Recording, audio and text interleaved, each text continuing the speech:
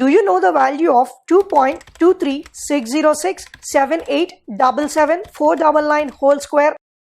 By the way, it is 5.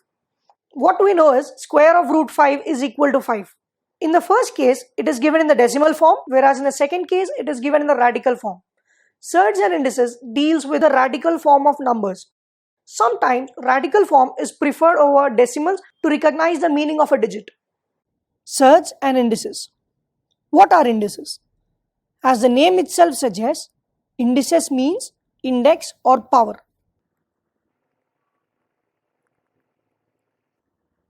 And what are surds?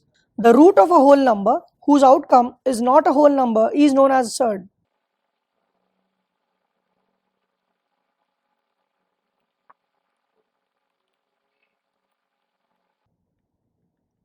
For example, root 2. The value of root 2 is 1.4142 so on.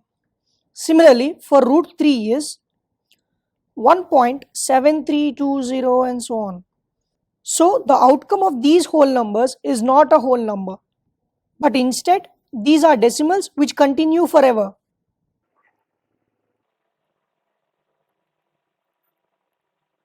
And surds are also irrational numbers and cannot be written as simple fractions.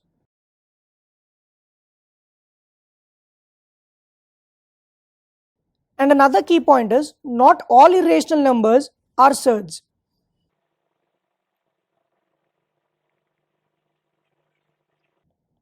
For example, phi and Euler's formula. Hope you had understood the concept of surds and indices. Now let's understand the laws of indices and surds. These laws are significantly important in order to solve the questions in this concept. Make sure you memorize the laws of indices and laws of surds respectively. Knowing the cube roots of numbers 1 to 10 adds an advantage for quick solving of questions. There are 7 laws of indices which I have mentioned here, and there might be few which appear while we solve the questions. A power m into a power n is equal to a power m plus n. A power m by a power n is equal to a power m minus n. Similarly, you practice all these formulae. Likewise, you do it for law of surds as well. Nth root of a is equal to a power 1 by n. Nth root of ab is equal to nth root of a into nth root of b, and so on. Now let's understand the categories involved. Let's say the first type of questions as inverse indices questions, as the powers of this question are negative. And the second category constitutes of common base questions. And let's name the third category as find the unknown questions, as we need to find the unknown power or unknown value in the question. And in the category 4, there are few other types of questions. This is the categorization of questions which are usually asked in this concept. Now let's solve the category 1, that is inverse indices questions.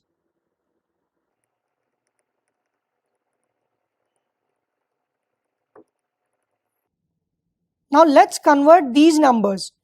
1 by 6 cube plus, you can write 256 as 4 power 4 and 32 as 2 power 5.